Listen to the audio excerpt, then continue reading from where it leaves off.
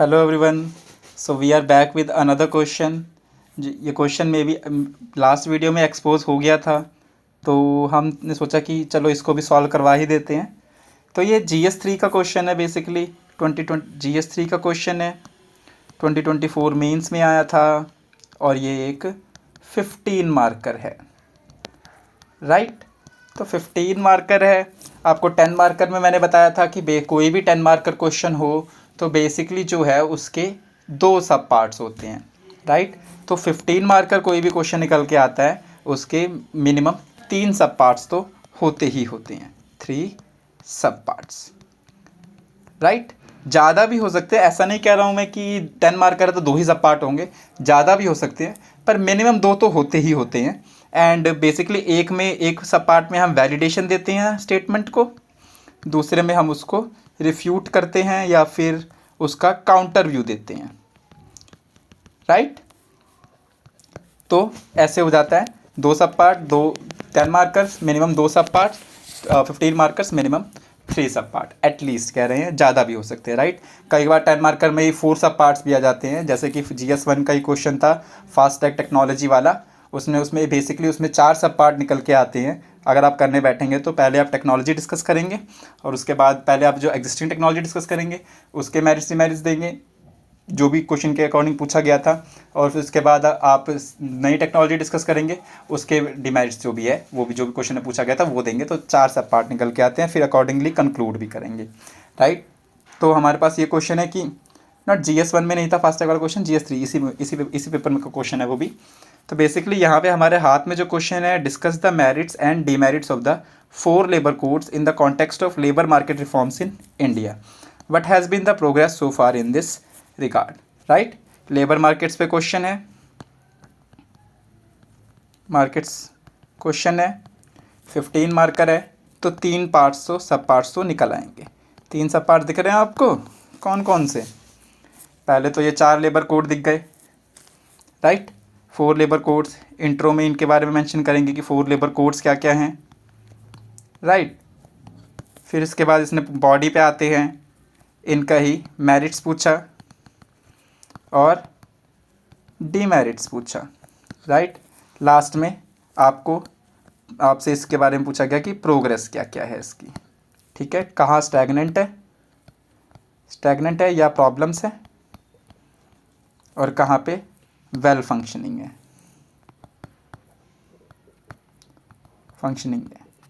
Right. तो start करते हैं इसका आंसर बेसिकली। तो फर्स्ट ऑफ ऑल हम देखेंगे कि पहले तो हम इंट्रोड्यूस करते हैं कि इसका एक बेसिक इंट्रोडक्शन जो आएगा, बेसिक एक बैकग्राउंड दे दीजिए। जैसे कि एक सोशोलॉजिस्ट थे, उन्होंने कहा था कि LPG रिफॉर्म्स ने, LPG पता होगा आपको, लिबरलाइजेशन, प्राइवेटाइजेशन, ग्लोबलाइजेशन, रिफॉर्म्स ने इंडिया को जो है लेबर का हंटिंग ग्राउंड बना दिया है, labour hunting ground, right. BPO देखे आपने, BPOs and all, business process outsourcing, KPOs जो हैं सारे के सारे इंडिया में आते हैं, और इंडिया को बेसिकली क्या कहा जाता है, back and office of the world, right. तो ये सब पेपर में लिखना नहीं है, बस एक थोड़ा सा बैकग्राउंड आपके लिए सेट कर रहा हूँ। तो बेसिकली अगर बैकग्राउंड सेट करना है तो आप सिर्फ ये स्टेटमेंट लिख सकते हैं कि लेबर हंटिंग ग्राउंड बन चुका है इंडिया पोस्ट LPG रिफॉर्म्स। तो इस प्रॉब्लम को सॉल्व करने के लिए कि लेबर हंटिंग ग्राउंड बना है, तो मतलब कि कितना चीप लेबर निकाल सकते हैं, उसके लिए इंडिया जो है काफ़ी फेमस हुआ है। तो ये प्रॉब्लम जो है, इससे तो बहुत सारे इश्यूज निकल के आए कि वेजेस का प्रॉब्लम निकल के आया, इंडस्ट्रियल रिलेशंस जो है आपस में उसका प्रॉब्लम निकल के आया, ऑक्यूपेशनल सेफ्टी का प्रॉब्लम निकल के आया। तो इन प्रॉब्लम्स को सॉल्व करने के लिए 4 लेबर कोड्स लेके आए। कौन कौन से आपको पता होंगे? Code on wages, code on industrial relations, और 2 कौन से हैं? Occupational safety, and the last one is code on social security, right. तो इस प्रॉब्लम को सोल्व करने 4 लेबर कोड्स निकल के आए। आप बेसिकली ये यहाँ तक लिखने के बाद आप एक डायग्राम बना सकते हैं, ऐसे एक स्क्वायर लेके चारों कोड्स जो हैं यहाँ पे लिख सकते हैं। फर्स्ट आ गया, सेकंड आ गया, थर्ड आ गया, फोर्थ आ गया।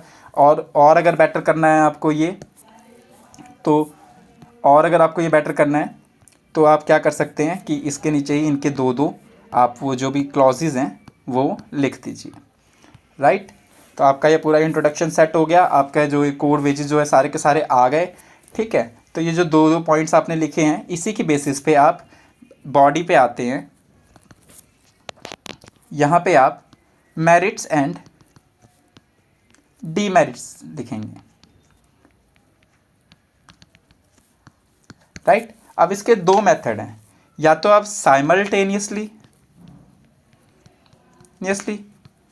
ऑल फोर कोड्स उठा लीजिए। राइट, चारों कोड्स को उठा लीजिए साइमल्टेनियसली, इनका जो भी है आप जो भी आपको प्रॉब्लम्स वगैरह दिखते हैं, जो भी आपको मेरिट्स दिखती हैं, जो भी आपको डिमेरिट्स दिखती हैं, वो उठा लीजिए और आप सीधा आंसर लिख दीजिए। बेसिकली आप देखेंगे तो आप लिख सकते हैं, जैसे कि मेरिट्स में लिखेंगे, अगर आप सबसे पहले मेरिट्स ही लिखेंगे, सबसे पहले हम फ़ायदे ही लिखते हैं, तो बेसिकली क्या मेरिट निकल के आएगा कि सिंप्लीफिकेशन कर दिया जी। राइट, उसके बाद कवरेज बढ़ा दी, यूनिवर्सल कवरेज। उसके बाद आप कह देंगे कि वर्कर वेलफेयर हो जाता है जी, और उसके बाद आप कह देंगे कि ऑक्यूपेशनल सेफ्टी और हेल्थ बच जाती है, ऑक्यूपेशनल सेफ्टी एंड हेल्थ बच जाती है। राइट, चार ये हो गए। अब डिमेरिट्स पे आएंगे उठ के आप, तो 4 पॉइंट नहीं, आप 6-7 लिख लीजिए, जो भी आपको बढ़िया लगे, अच्छे पॉइंट्स मिलते हैं। यहाँ पे बेसिकली मेरा मोटिव ये है कि आपको एक आंसर का जो है वो पूरा स्ट्रक्चर बना के दे दूँ। आंसर का जो कंटेंट है अपने हिसाब से आप जिस भी मैगजीन से या जिस भी बुक से पढ़ रहे हैं, आप उस बुक से ढूंढ के अपने आप आंसर को लिख दीजिए। राइट, इसी तरीके से आप डिफरेंट बन सकेंगे किसी और से, क्योंकि स्ट्रक्चर सेम ही रहता है आंसर का, जो आपका कंटेंट है वो आपको डिफरेंट बनाता है, और कंटेंट का अलाइनमेंट जो है वो आपको डिफरेंट बनाता है। राइट, तो डीमेरिट्स में आएंगे तो क्या क्या डीमेरिट्स लगते हैं कि एक तो राइट्स का डिल्यूशन हो गया, लेबर राइट्स का डाइल्यूशन हो गया। राइट, कि जो ले ऑफ्स हैं जो ईजी हो गए हैं, है ना, कितने कहाँ तक के कि गवर्नमेंट अप्रूवल का ज़रूरत नहीं पड़ता अब, 100 से 300 वर्कर्स के बीच में अगर आपको ले ऑफ्स करने हो। दूसरा, over centralisation of power. Right, क्योंकि स्टेट्स का जो है ऑटोनॉमी था, स्टेट लेबर जो है स्टेट सब्जेक्ट है, तो इनका जो था स्टेट्स का ऑटोनॉमी था कि लेबर लॉज कैसे चलेंगे। तो लेकिन स्टेट जो सेंट्रल गवर्नमेंट है उसने क्या किया, उठाकर अपने आप से सब कुछ स्ट्रीमलाइन करने की कोशिश की। राइट, तीसरा, एम्बिगुइटीज इन प्रोविजंस। राइट, अब बेसिकली ये जो पॉइंट है आपका, ये एक पेट पॉइंट बन के निकल सकता है कि कोई भी लॉ है, कुछ भी लॉ है, जैसे डिजिटल डाटा प्रोटेक्शन लॉ आ गया, ये लेबर कोड्स आ गए, PCPNDT एक्ट आ गया, तो इसके अंदर जो सारे के सारे जितने भी प्रोविजन लॉज होते हैं, सब में कोई ना कोई प्रोविजन ऐसा होता है जिसमें कुछ ना कुछ एम्बिग्यूटी होती है। तो आप ये लिख सकते हैं एम्बिग्यूटीज इन प्रोविजंस, किसी भी आंसर किसी भी लॉ पे क्वेश्चन है तो एम्बिग्यूटी इन प्रोविजंस हर जगह आपका आ सकता है। तो बेसिकली इसमें जो है, यहाँ इस लॉ में जो एम्बिग्यूटी निकल के आती है वो अप्रोप्रिएट अथॉरिटी की आती है। हर जगह मेंशन है कि अप्रोप्रिएट अथॉरिटी कुछ करेगी, ये करेगी, अप्रोप्रिएट अथॉरिटी वो करेगी, तो हमें पता ही नहीं है अप्रोप्रिएट अथॉरिटी है क्या। बता दीजिए कौन सा है, डिस्ट्रिक्ट कमिश्नर है, या डिस्ट्रिक्ट लेबर ऑफिसर है, या स्टेट गवर्नमेंट है, या सेंट्रल गवर्नमेंट है। और लास्ट में अब क्या बताएंगे कि वीक पेनल्टीज़ हैं, वीक पेनल्टीज़ हैं। राइट, तो वीक पेनल्टीज़ हैं, तो ये सारे आपके, आप और भी पॉइंट्स ला सकते हैं ढूंढ ढूंढ के। राइट, आप 5 पॉइंट उसमें लिखेंगे, 5 पॉइंट इसमें लिखेंगे, मेरिट्स में लिखेंगे 5 पॉइंट, डिमेरिट्स में लिखेंगे 5 पॉइंट, और उसके बाद आप जंप करेंगे सीधा प्रोग्रेस पे। राइट, तो प्रोग्रेस पे आएंगे तो आप देखेंगे कि पहले आपको बताया था कि एक बात करेंगे स्टैग्नेशन का, दूसरी बात करेंगे सिंप्लीफिकेशन का, सिंप्लीफिकेशन या prompt implementation, prompt implementation, stagnation या प्रॉब्लम्स। क्लियर ये? तो आप बताएंगे कि स्टैग्नेशन में रोल आउट में प्रॉब्लम है, कि स्टेट्स जो है रोल आउट नहीं कर रही हैं लॉज को अच्छे से। ठीक है, पार्शियल इम्प्लीमेंटेशन है, पार्शियल इम्प्लीमेंटेशन है। राइट। ऐसे ही आप बताएंगे कि सिंप्लीफिकेशन प्रॉम्प्ट इम्प्लीमेंटेशन बताएंगे कि अवेयरनेस बढ़ गई है लॉ के बारे में, राइट। जो वर्कर्स हैं, workers are demanding their demanding benefits as consequence of their rights, consequence of their rights. Clear ये? तो इसके बाद आप सूटेबली इसको कंक्लूड कर देंगे कि बता देंगे कि क्या क्या बेहतर हो सकता है। क्या बेहतर हो सकता है आपके हिसाब से कि स्टेक होल्डर का कंसेंसस आ जाए। कंसेंसस स्टेक होल्डर कौन कौन होंगे इस पोजीशन में? स्टेट गवर्नमेंट्स होगी, सेंट्रल गवर्नमेंट होगी, डिस्ट्रिक्ट अथॉरिटी होगी, लेबर्स खुद होंगे, राइट। स्ट्रेंथन कर दीजिए सोशल सिक्योरिटी को, स्ट्रेंथन सोशल सिक्योरिटी, राइट। और क्लैरिटी ले आइए सभी प्रोविजंस पे, क्लैरिटी ऑफ प्रोविजंस। क्लियर ये? तो ये सारा मिलके आप जो पूरा लिखेंगे जब एक पेपर पे, तो ये सारा का सारा आपका एक अच्छा, बहुत ये काफ़ी अच्छा आंसर बनेगा 15 मार्क का, जिसमें से आप अराउंड 10 मार्क्स तक भी निकाल सकते हैं। अगर अच्छे से प्रेजेंटेड होगा तो 15 में से आप 10 तक भी निकाल सकते हैं। इतना बेहतर आंसर बन के आएगा ये, राइट। अब एक इसका सेकंड मेथड भी हो सकता है, जिस तरह आप आंसर लिख सकते हैं उसमें आप ये कर सकते हैं कि सेम आंसर है, आपने 4 लेबर कोड्स लिखे, स्क्वायर बनाया था, चारों के चारों मेंशन किए, राइट। 2 प्रोविजन यहीं पे इसके नीचे लिख दिए। क्लियर ये? अब आप एक एक लेबर कोड उठा लीजिए। पहला उठा लीजिए industrial labour, industrial relations,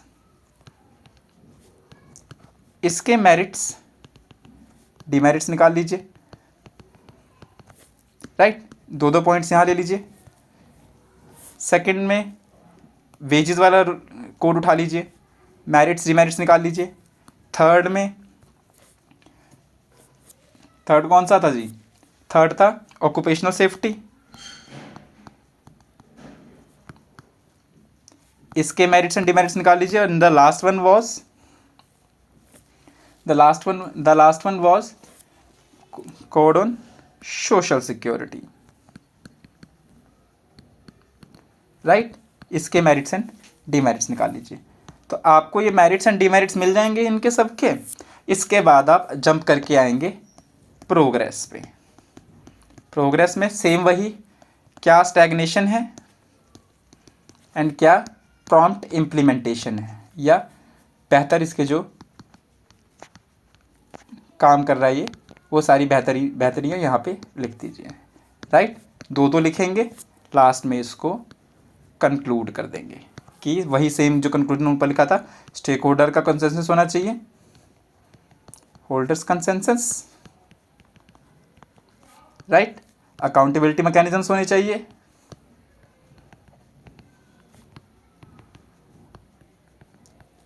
prompt grievance redressal हो जाए,